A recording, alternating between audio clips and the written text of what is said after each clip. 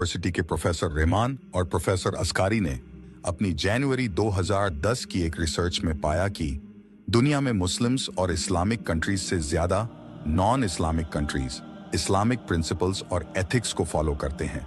Muslims अपनी नमाज, रोजे और हिजाब इन सभी चीजों को लेकर बहुत केयरफुल रहते हैं और उसे अपनी रूटीन में भी फॉलो करते हैं। लेकिन इस्लाम सिर्फ नमाज पढ़ने या रोजा रखने से पूरा नहीं होता। इस्लाम जीवन जीने का एक तरीका भी सिखाता है, जिसे सबसे ज्यादा न्यूजीलैंड में फॉलो किया जाता है। दूसरे स्थान पर लक्समबर्ग और तीसरे पर आयरलैंड आता है।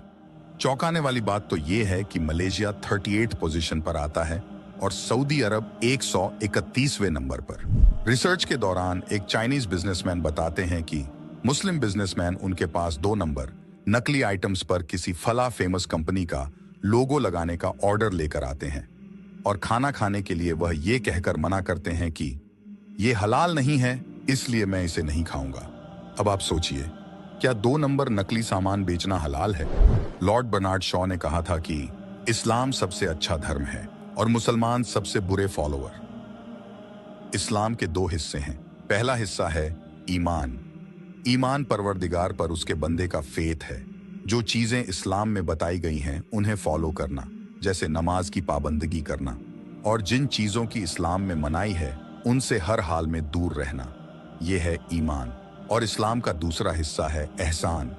एहसान परवरदिगार के एक बंदे से उसके दूसरे बंदे के बीच की डीलिंग्स की बात है, जो सही सोशल नॉर्म्स को फॉलो करने से समझ आता है, जैसे किसी का हक नहीं मारना, झूठ नहीं बोलना, गलत काम नहीं करना, अपने काम में जस्ट रहना, जो कि नामी मुस्लिम देशों में नहीं हो रहा है। लोग